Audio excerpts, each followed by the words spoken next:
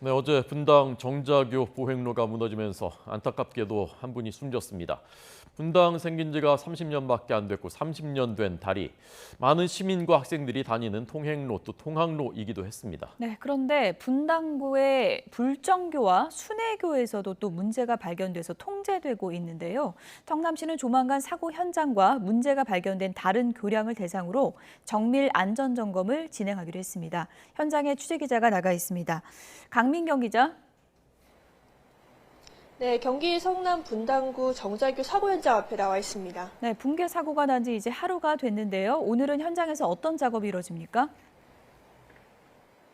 네, 경찰과 소방 그리고 지자체인 성남시는 오늘부터 왜 30년 동안 멀쩡하던 다리 귀퉁이가 갑자기 무너져 내렸는지 그 원인을 파악하기 위한 작업에 돌입합니다. 성남시는 국토교통관리원 등 관련 기관과 함께 정자교에 대한 정밀 안전 진단을 진행합니다.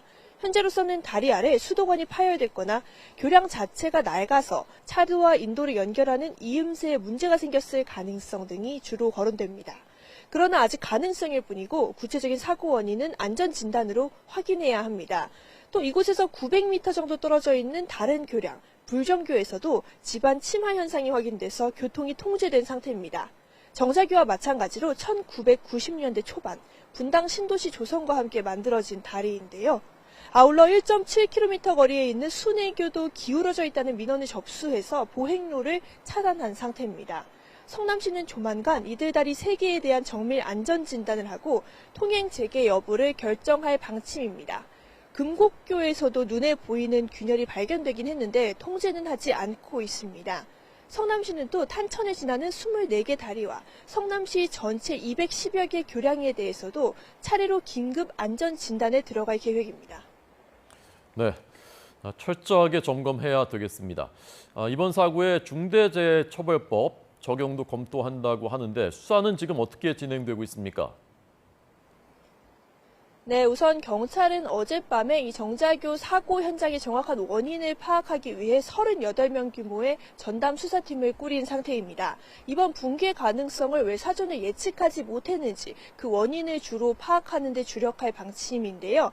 붕괴 사고가 난 정자교는 작년 하반기 눈으로 확인하는 정기 안전 점검에서 양호 판정을 받았고 재작년 정밀 안전 점검에서도 큰 문제는 없다는 판단이 나왔습니다.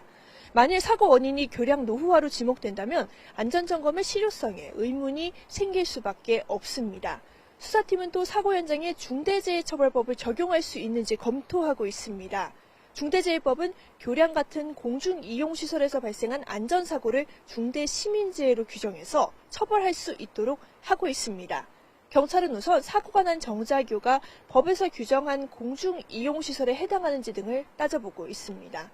법 적용 대상이라면 지방자치단체장까지 처벌 대상이 될 수 있습니다.